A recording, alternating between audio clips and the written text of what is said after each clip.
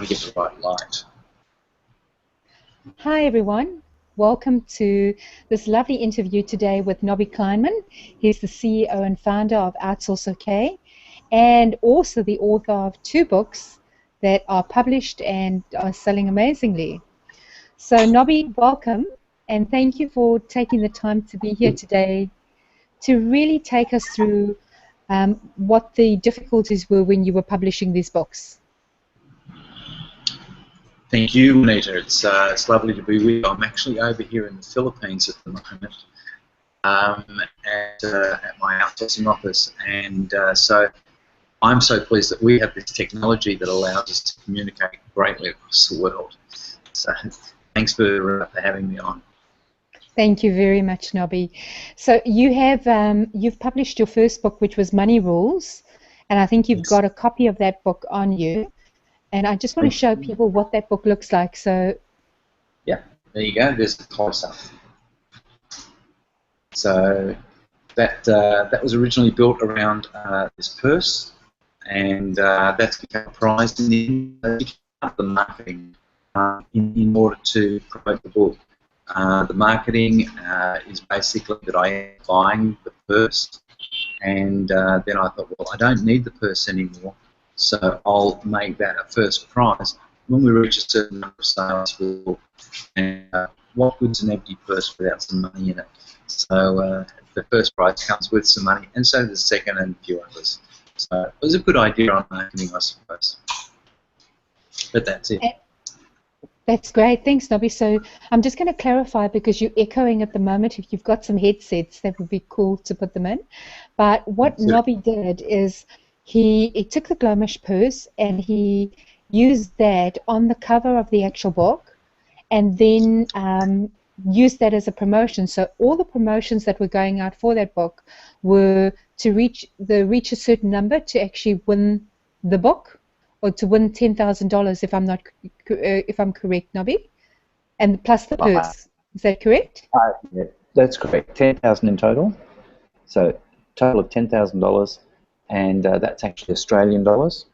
And the first prize is $5,000 that goes with the Glomish book, a Glomish purse. Fantastic. And so that was a really good strategy. What worked in that strategy and what didn't work for you? So what would you have done differently with that strategy if you had to do it again? You know, one of the important things that I've realised that I probably have a lot of things going on, and I've not had the time to do something as well as I would like to have. And in this particular instance, and I guess what it's taught me is probably also from one, is that I've got out there. I've let as many people know as possible. I've actually moved on from promoting the book itself. I'm always talking to women, and women are my target audience because of the nature of the content. For anybody that's writing a book, will apply when it comes to promoting that your single objective. You do need to concentrate on the marketing. And although I have I don't have an actual list, which is what everybody tells you must have, they're totally correct. You must have a list. You must work on building your list, work on all of the people that you know, and get them to actually then also perhaps spread that message for you as well. Fantastic. So Robbie, get the list.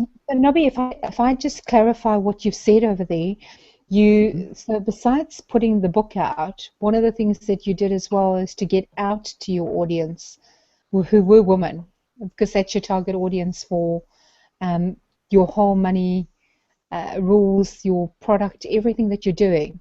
You're targeting that at women. Is that correct? Correct, yes. Okay, so some of the stuff that you did was getting out there. I think you've done some speaking with that book as well, and you've used the book to promote its speaking events. So it's really established you as a credible expert in your field. Yeah. And then part of that, because the list building, I know you were saying in the beginning you weren't actually building the lists, but you've definitely started doing that. So one of the things that you may not have done in the beginning was to build the lists, but now you are. Yes, absolutely, without any doubt. You don't know who's going to actually see your book until it's out there. You know, it's one thing to think that you're going to sell thousands and thousands of copies. The reality is that self-published books, on average, most people are lucky if they will actually sell 500 copies. So you're saying, Go on. because I agree with you. I think a lot of people go into publishing books, and unless you have an absolute bestseller and you're really, really marketing, I mean, absolutely spending the money on marketing, the average that you said people will sell is about 500. And so are you saying the strategy is not necessarily to always sell the books, but to get your name out there, to be seen as the expert? Absolutely. The one thing that writing a book will do for you is give you credibility. It positions you as the authority on the subject for which you are speaking and promoting yourself. In my situation, I was a financial planner for 20 years, and I got out of the financial planning industry. But what kept niggling in the back of my mind was I wanted to help people with managing their money. So I eventually got back into that through developing my own software program, which is called Money Rules. But if I'm talking to people about my software, it's hard for them to actually get a concept of what it does. So therefore, to position myself better, it became a need to actually write the book. And then the book becomes like, oh, okay, I can see that you're an authority because you've got a book in your hand. It's not just a business card. So the book establishes you as the authority, and it makes people stand up and take a little bit more notice of what you're saying and doing. Yes, very, very much so. And Nobby, so you've started writing another book, and I know it's being launched soon. Is that correct? Actually, it was just launched last week on Friday. Wednesday in the US and in Australia and New Zealand. In the modern world. I've been keeping track of it. I don't know how I've missed the launch there, so I apologize for that. But that's fantastic. So, I've been privy to reading the book, and seeing the different little things that you've done with it this time. So you've not only written the book, but you've done some more things with this. Can you talk to us about that and why you did it and what were your reasons for it? Yeah, look, one of the things that I've actually done, the reason the book got started was somebody asked me last year, would I contribute a chapter to their book? Happens to be a woman who has a connection with about 25,000 financial planners in the US, and she said, would you contribute to this chapter? And I thought, oh, well, what am I going to write on? She said, well, just something about, you know, your debt management. And it's not so much even debt management, it's more around money management. So it's pretty much the same story. So I started writing mainly on aeroplane trips between Australia and the US. I'd write something on the way over, and then I'd write something on the way back. At that time, I think I was doing about 6 trips backwards and forwards. So I actually got the whole thing written on an airplane. And eventually, the idea came to me that it was more like a fairy tale. So I came up with a storyline around 2 girls, and it was a rich girl and a poor girl. And they both grew up in the same childhood, went to the same school, lived the same sort of life. They left school together, got jobs together, got married around the same times. And then as things happened in the world, one of the major catastrophes was the global financial crisis, which changed their lives. The one girl is so typical of what happens with aspiring young ladies who have their first child. are planning to go back to work when accidentally perhaps the second child comes along, and so therefore going back to work is put on hold for a few years, and the next thing they know, they're at age 47, either getting divorced or looking back on their life and saying, gee, what's happened in my life? This is all I've got to show for it. So then they start planning about what they're going to do looking forward to age 65 and beyond, and especially the ladies who become divorced. So it's a lot of those ladies that I actually work with. So is it actually a fairy tale, or is it for real? And of course, everybody's looking for the end of the fairy tale, and you have to read the book to find out, because the stories are so real, and that's what they're based on. Nobby, so what I'm hearing from you is when you wrote this book, there are a few things, and I love what you've said here. The first thing that I've gotten out of this is you really understood your target audience when you were writing this book. You know that your target audience is women, and probably the older woman. So you were writing the book from the starting out in life to like you're hitting your 40s and suddenly you might be divorced and everything else. But your book is really targeted. The second thing that I'm hearing from you, and I enjoyed listening, is that you spent time on it. So you went out and you spent time writing the book. And that time was on the plane trips, so you made a point of doing it. And you did have a goal. So one of your goals was to write something as an excerpt for another article or a book for somebody else that had a large target audience, but you ended up writing this book that you can now sell or promote outside of anything else that you do. Does that about sum it up? Absolutely, absolutely correct. It's now become another signature book for me. Yeah, and I know because as I said, I've read it. I've had the privilege of reading it, and I'm loving it. I love the way that you've set it up. The other thing that I really love is the difference, the way that this time it's been done a little bit differently. So you've taken the money rules concept, which was really, I'd say, a book about the whole look and feel of that book is set up to help women work on their real financial side of things, but work on it from a financial, spiritual, a global. Where this book has been set up to tell a story, and it tells the story of the two women. So the concept is very different. The approach has been very different. Yes, totally agree. Now, it was fun. Yeah, I think it has been, and even the cover it's like a fun cover. And if you can pull it up and show us, that would be really great. But what I would like to know from you, because there are quite a few things that you've done a little bit differently now. You've created a video with this book, and the video tells the story as well. Tell us a little bit about that, and also a little bit about your thinking around where would you take this? I mean, what was your reason for creating the video? Okay, so if people go to the page with the sales page for richgirlpoorgirl.com.au, what they'll see there is an introductory video that basically talks along the same lines that I've just spoken to you about. And it's a shorter version of me actually talking and reading the whole book. So I do actually read the whole. It's very short, it's 7 pages, but gets the whole concept through. And what I've done with that is I've had my team actually create a cartoon and movie, if you like, that goes for about 28 minutes.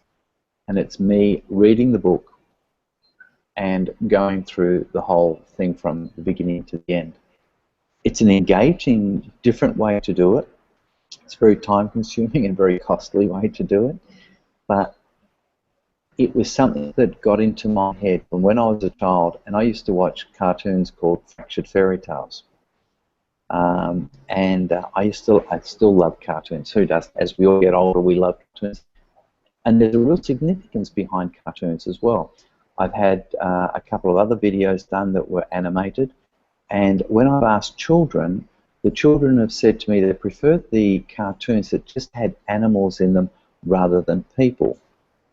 And the reason for that became that the people represented authority to the children. And I can see that you've got the site up there, and that's the actual one to go and buy the book through. And so when I realised that children see people as authority in a video, I decided that perhaps animals were a good thing to have. But you can't do that when you're presenting to older people. Everything's got to be fun. And in this particular case, as you can see from the cover on the book, we've still got people, but we've got them in the animated style. And Yes. the girls do a wonderful job. As well, once the video is playing, you've got the fairy who pops up. And I really like the fairy. Some people think that it's not quite true. It just happened to be a coincidence. But it is the Money Rules fairy, and does a wonderful introduction to Now, video.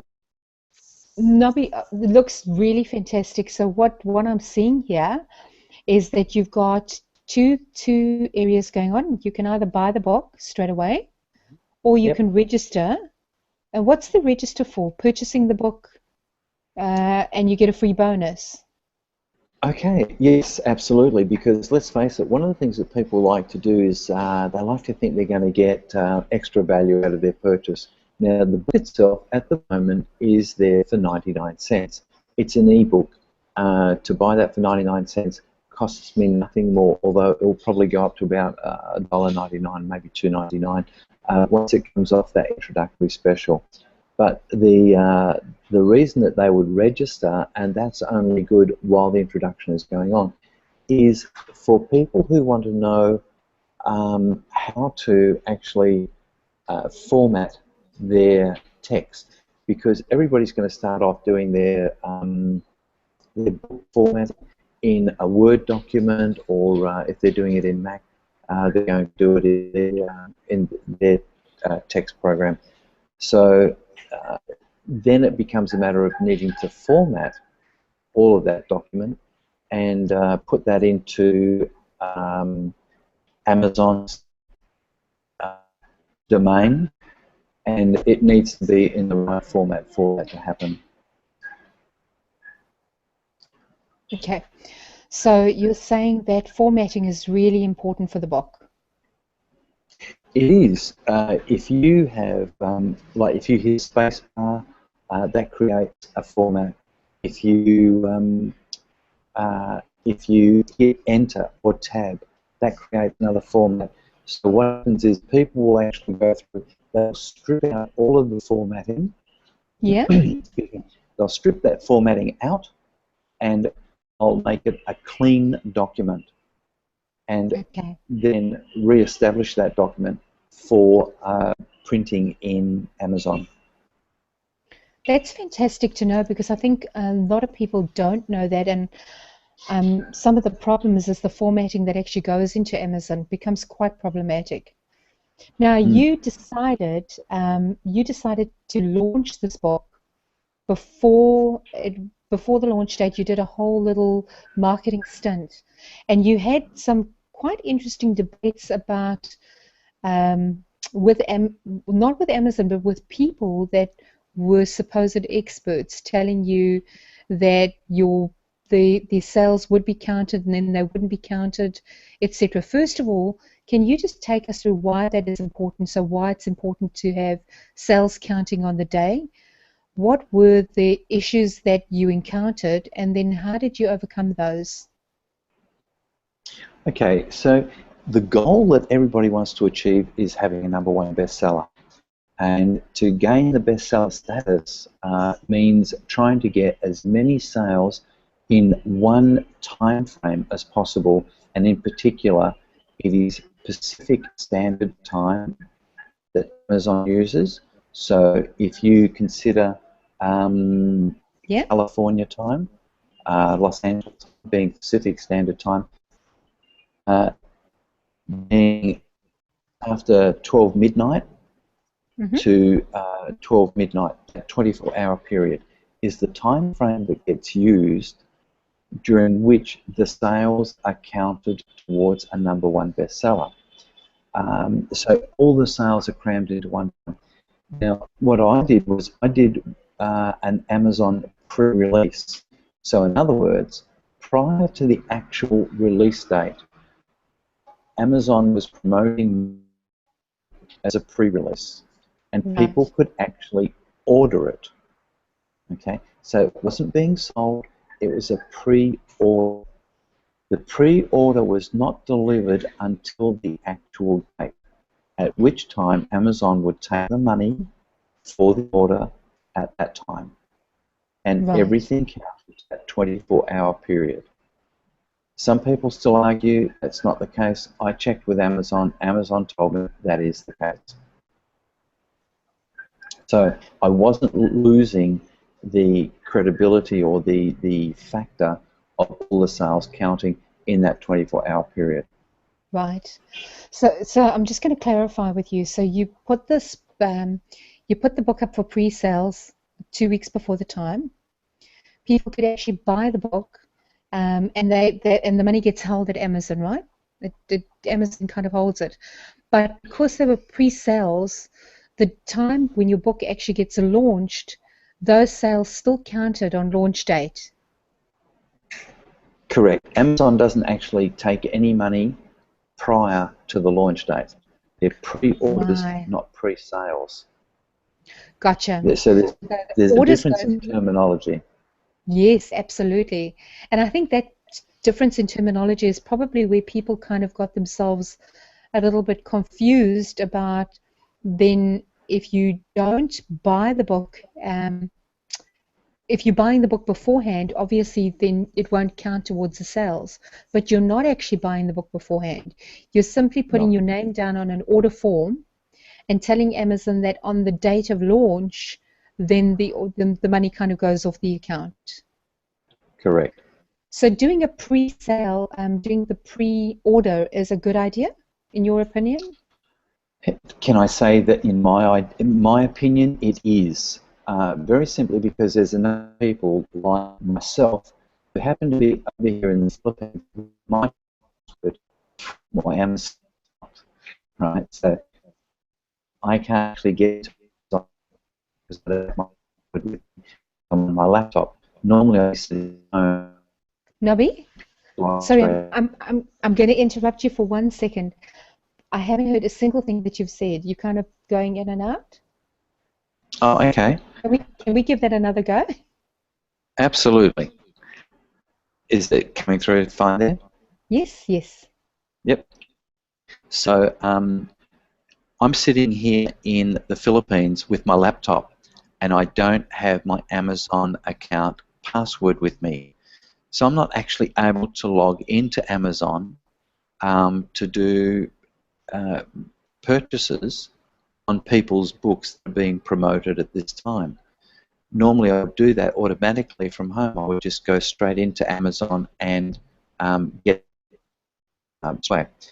So pre-orders, if I was able to do the pre-order before I left home, it wouldn't be a problem when the actual release date comes around. So in my opinion, absolutely, pre-orders are a good idea. And that gives you a lot more time for marketing the book then anyway, doesn't it? You've got more opportunity to market. Yep. In my case, I happen to belong to a number of groups, and what happens within one particular group is you come up with a cover idea and you'll ask people their opinion on it. Now, these people are all coming back and saying, I love that idea, I don't love that idea, I think you should change the wording, I think you should change the color, I think you should change the graphic, or look, everything is absolutely fine, it's beautiful as it is. So, and I know that with my cover, a lot of the women were saying, I really love the color, the cover, and because it appealed to them as women. Some of the guys were going back, saying, don't understand cover. And I said, that's fine, guys. You're not my target audience, so I'm not worried. How interesting. Yeah. It's good that when you are in a group, people will come back and give you that feedback before time. So when you do your pre-marketing, right up until the day before it launches, you can still make changes to your cover or to your content in the book on Amazon. You just upload the new version. The beauty with doing it on Amazon in a Kindle book is if there's a revision, you can advise those people of that revision. They'll be notified of it. I think as soon as you do the revision in the book, Amazon automatically advises them. They send an email out to those people. Yeah. Nobby, this is so interesting because we talk about how the importance of groups, whether they be Facebook groups or Google communities or LinkedIn groups, this is the importance of groups. So it's about taking your product, your service, or whatever it is, and presenting it to the group in a way that you're getting good feedback. And it's almost like you've got a team of people helping you and giving you advice and almost helping you with your research that you would never have had before. And I love what you said about your male-female audience. The females love the concept, they love the cover, they love the colors, and the males definitely didn't like it. And if you had to then go with, if you didn't understand your target audience, you could make some really big mistakes with your product or service because you would have followed a target audience that actually didn't appeal to and you weren't selling to them. Correct, absolutely. That is the beauty of being in a group, and not only just a group, it's a like-minded group. Yes. So they all have the same specific outcomes. They're there to help everybody else. They want feedback. They put their covers out there, and it's amazing the detail of the feedback you get. Put up 4 different covers, 5 different. You keep coming back with revision until you get the right thing. There are people in there who actually make their living from doing this sort of thing. Even we are looking at helping people write a book and getting their story out there. Writing a book is not a hard thing. It is a mental block. Yeah. People don't feel they have a story that's worth being told or that they're worthy of telling their story. You'd be amazed. So being within a group, you will get all of the encouragement to get all of that information out there. And this goes for any group. So, I mean, you're talking now about the Writing the Book group, but I know that you took that book to different groups as well. So getting feedback from the cover and things like that, you didn't just put that into your writing group. You took that to some other women's groups that you were in. And I think you didn't quite put it in the group, but you utilized some women that you felt could give you some really good feedback. And approach them as well for feedback? Yes. Target audience with this, and my whole program is women. Then going to those particular groups is important because I want to understand from them what would they accept immediately and say, I love that, I need to have that. And all of the ladies that follow in our group will do exactly the same. You'd be crazy not to. Nobby, is there anything else that when you were going through this process, anything that was a difficulty or anything that you thought that you would love to share that you'd say to people, hey, don't do this. This is something that you mustn't do? One thing I would say to people is don't fall in love with your own ideas. All right? Fantastic. Allow other people to give you constructive criticism about what you've got. Some people will fall in love with their covers, with their ideas, with their title, with their subtitle, and it's like, I don't like what I'm hearing from people. I don't want to hear that it's coming back. the reality is this is the market that is talking, okay? Do not fall in love with your titles or your covers. Be flexible enough to take it on board, and it's amazing how you can do a full shift from where you start to where you finish. Right? It's a big deal. Yeah. I couldn't agree with you more, Nobby. I think, you know, the fact that we do have social and we have this whole web online world of people that can actually help us to almost write our subject, write our you know, write our book for us.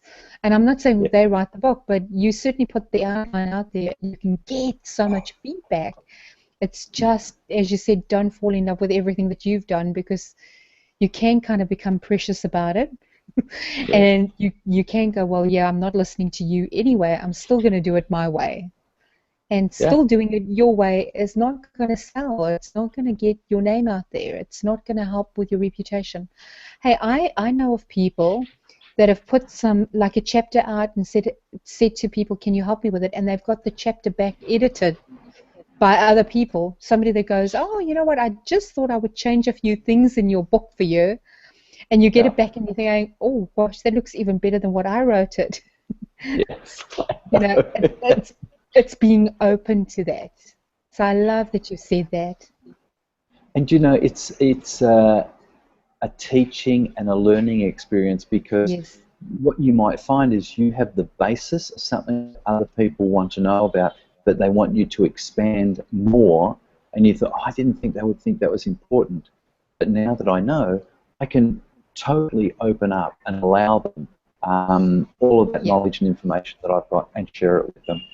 Yeah. Or even shorten it. You know, it may be you've put too much information in here. Make it shorter, make it more brief. Get on with it. Yes. And I think important, and I see that you've done this in both your books, is you've used the power of the NLP, which is just the piece about how do you engage your audiences, so visual, kinesthetic, auditory, and you've used that throughout the two books that you've already written. So fantastic that you're able to do that, and I think that comes from sharing and getting the feedback, because you do have different audience types when people are looking at your book. And some people will say to you, make this shorter, brief this down, or have more feeling in this, you know, put more color in here. It is all the different kinds of ways that we learn, we approach things. Very much so. It's, you know, for a grown man to do a fair, it's a total incongruent way to address it. But at the end of the day, the beauty with that particular book is it's something that is readable and watchable by everybody, from young kids through to, you know, older kids. I call everybody older kids now because of the age thing. But I had a 6-year-old engrossed in watching it. Now, let's face it, I mean, with the 6-year-old, it's not so much the storyline, but she identifies with the characters. And eventually, as she gets older, she may identify with everything that's going on. The beauty with, and for those people who do end up buying the book later on, because with the physically published book, they will actually get the bonus of the actual 28-minute animated movie that goes with it. They identify with either the rich girl or the poor girl or what's happening in the story. They haven't been given the names of people, girl or fella or rich or, you know, whatever. So it's funny, people have already sent me information saying, I so aligned myself with girl. That's her name. She wasn't poor girl, her name was just girl. And rich was called rich. And her fella and all these sorts of things that were going on in there. So it's a good story that people can actually, you know, get themselves aligned with. Nobby, what you've said something else here that I'd really like to reiterate. You've got the book. It's a Kindle version, and it's selling at 99 cents. So anybody can go and buy that. And I'm encouraging you, if you're on this call, go and buy Nobby's book, because it will give you a really good idea of how the book is written, and how it's formatted, which has been done professionally, the formatting. But more than this, what you've also said is there's a follow-up product here. So you've got an upsell product, which is the actual hardcover book with a video that's been made, so almost like a little DVD that's been made, except it will be online, of the book, and it's a 28-minute video that tells the story with all the characters. And you can get a little bit of a taste of it on the website now. Let me share the website, and let's have a look at the actual little video. But this will be turned into, or this is turned into a 28-minute video. So Nobby, can you see the screen now? Yes, I can. Okay, I'm going to play this. Yep. There you go. Okay, so the sound from that is obviously not coming through. Not from my end.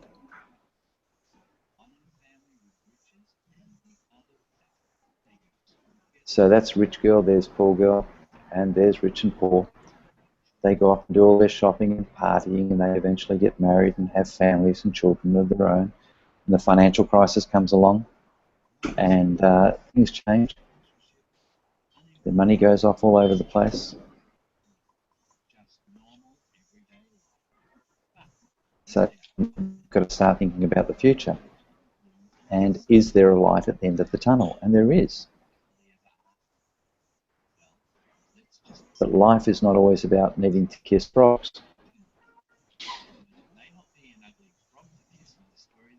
So there you go. But if you do pick up the reins and learn how to move on in your life, then get the education that you need, get a bit smarter about money. While some struggle and others just seem to make it so easy, you need to learn to get the rules. So Nobby, that's a little bit about the video, right? The interesting thing here with this, because this piece of the video has been made as a bit of a sales video, or it is more of a sales video than the actual video that you've put together for the book. It is. The book itself tells the story. It's almost been done like a Hansel and Gretel or a Rapunzel, except it gives the characters. But you can kind of get a feel for the characters in the little bit of the sales video, which I think is really clever. It's cleverly done because you've got something else going there to entice people so that they can see it. Yep, absolutely.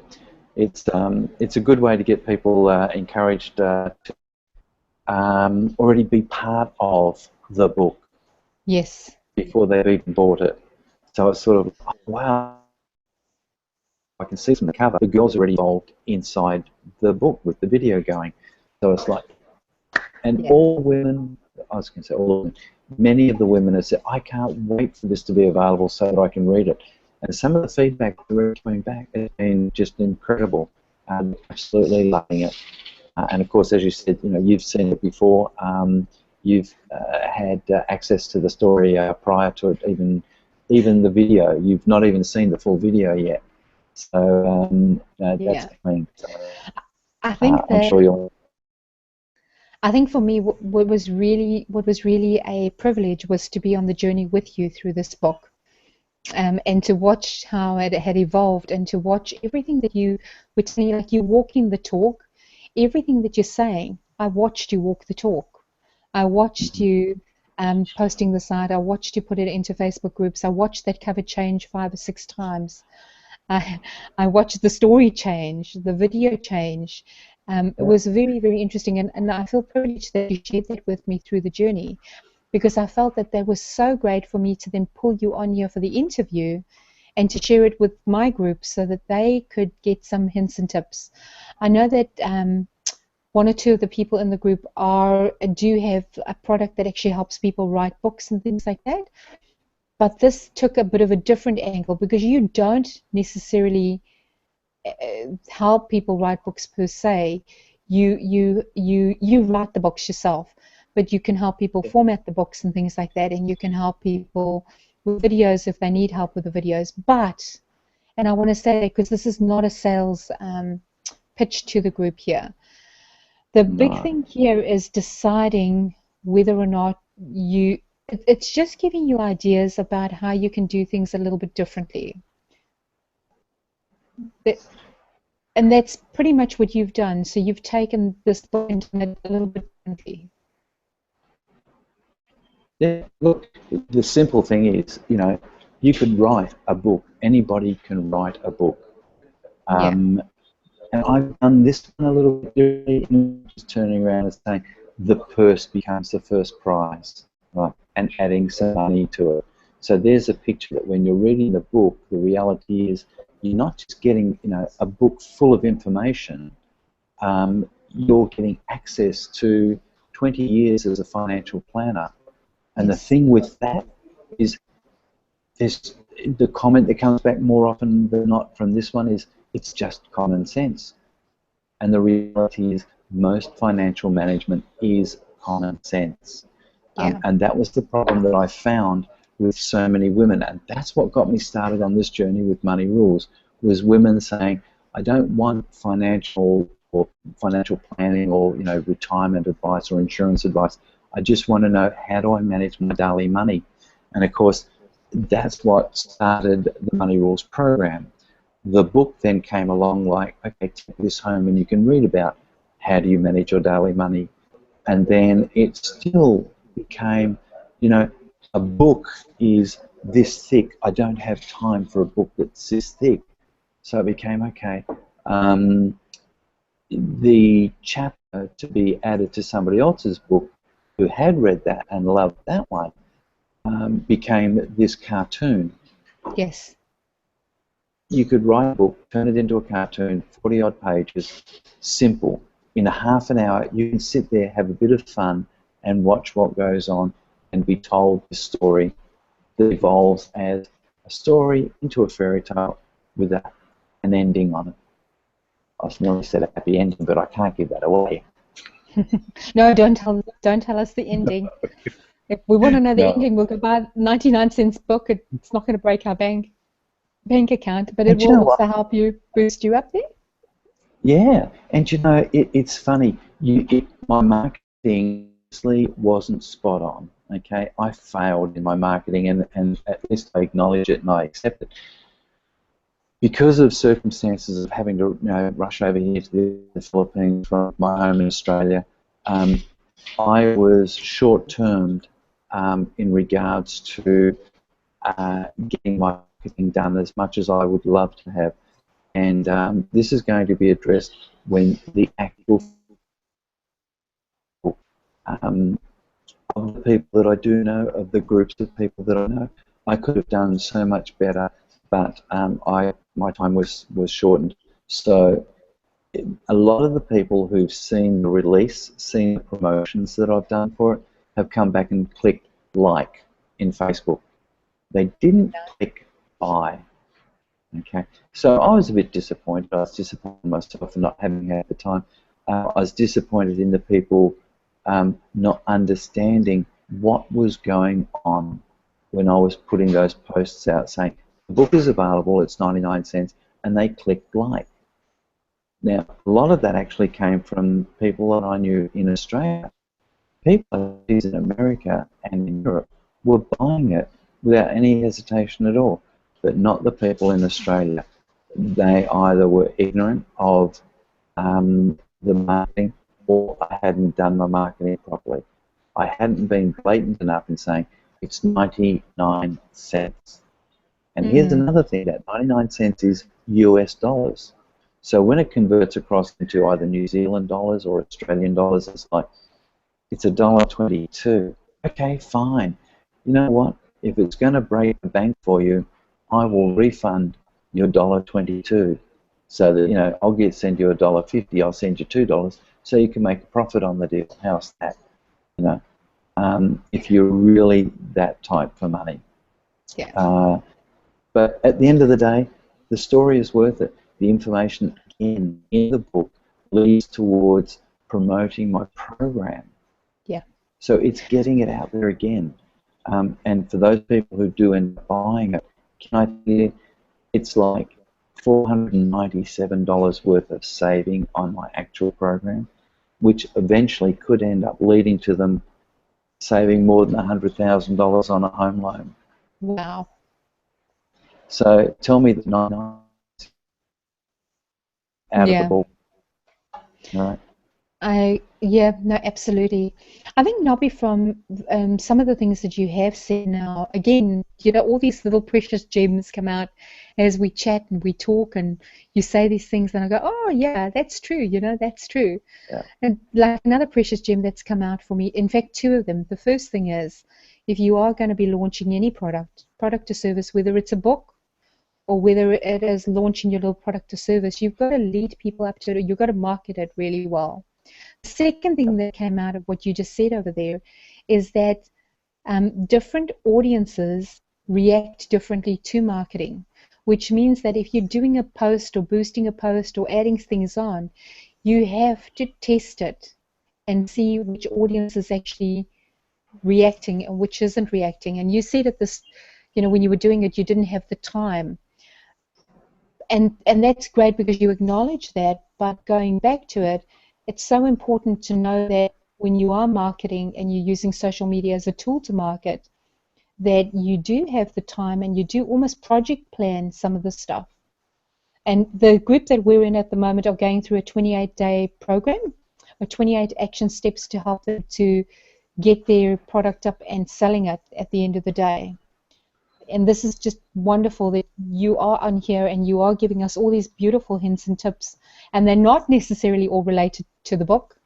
They are related to marketing the book as well, marketing your service or product. And you're giving such fantastic ideas, Nobby. Thank you. I mean, look, at the end of the day, the book is about promoting you and your product. Okay? Yes. It's about getting you known to a wider audience. And getting what it is that you do out to a wider audience. You've got to take advantage of every opportunity that you can.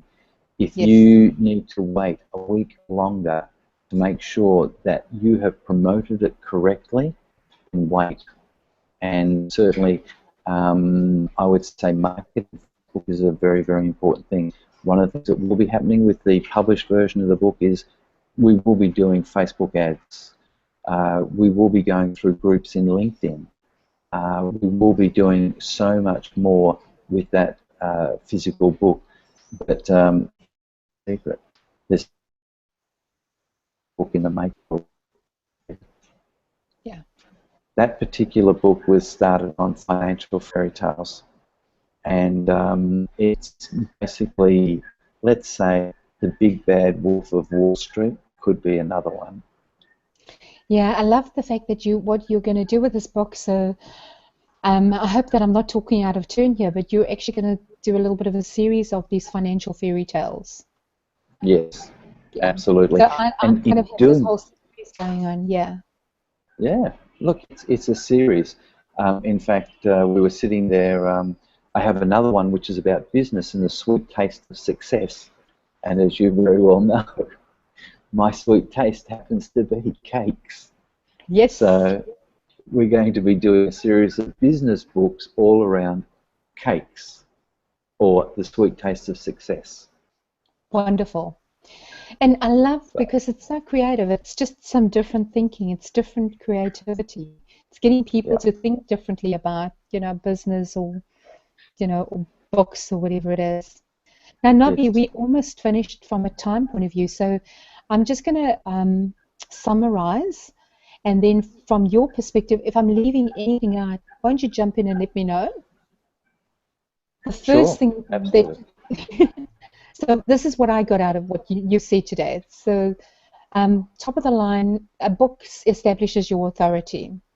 And it's not hard to write a book, but just make sure that it's formatted properly and that you get it onto Amazon, first thing. The second thing that I got out of today is there's nothing wrong with you pre-selling or pre-launching, pre-sales launch of your book, and do it for a period of time so that by the time it hits the day that you launched, those turn into sales, which means that you can shoot up in the best-selling list.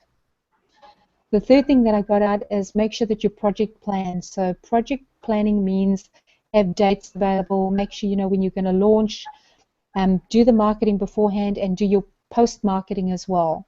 So find out where you're marketing. What I also got out of this is don't fall in love with your own ideas and whatever it is that you're doing. Use your market, your target audience to help you. Use people to help you to look at your book from their perspective and change. Make changes, be flexible. And the fifth thing I got out of it is definitely from a your branding and the way that you position the books is be creative, but be very specific about your target audience. So whatever you're branding or how you're branding it, make sure that it relates back to your target audience and not just any random. Is that about it? Or Yeah. is there something else that you... Look, you're right. The other thing that I'd probably throw in there is that in a physical book, you're going to have a number of different pages that into the book. Okay, there'll be pages, there'll be a page, like, and these are just the different things that I've done with my book. Right. The big difference between putting a book up on Kindle and putting a book up on, say, Create Space or BookBaby or something like that, where it's your actual book. When you put your book up onto Kindle or Amazon, you really need to strip out the first few pages. So when a person is going in there, they're going to get the information that goes in. So this is part of the formatting, and you should be working with a person that knows how to do that for you, so that you get the maximum advantage immediately. So you will have your index of all the different chapters, and you can turn around and just be able to click on those indexes, just go off to the index from within inside the formatted book. But you want to do away with the say, another picture of the cover inside the book, a blank page inside the book. You may want to get past the dedication so that you might actually be giving as much as possible of the first chapter of the book.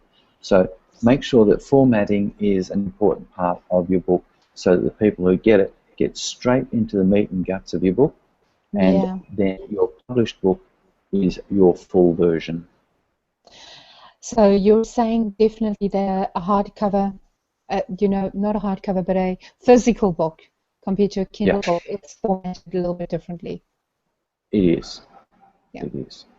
That's fantastic. Nobby, if we do need to know how to format or want to have books formatted, are you comfortable with me giving your details out to the group? Yeah, sure, not a problem at all. We're happy to do that. Fantastic. Nobby, thank you so much. I really appreciate you being here today. I appreciate your time. I know that you're a busy, busy man running a huge business out in the Philippines, and you do travel up and down quite often. So thank you so much for just taking the time out. And I think you're going to the States soon to go and talk there to a group of people. So, yeah, 2 weeks' time. Isn't that awesome? I really appreciate your time, and I think the group appreciate your time as well, and I hope that they've taken away. The sound quality wasn't as good as what it normally is, but I think we've summarized it as best as possible. We've missed a few little words and things like that, and I think it's good enough that people can kind of make it out. Okay. We are in the Philippines. Yes. Some parts of the Philippines have got better Wi-Fi than some other countries, so yeah, it just happens to be today. It just happens to be today. That's okay. I'm sure. Look, if there's anything that anybody wants to know, just get in touch. Yeah, definitely. Thank you, Nobby. Appreciate that.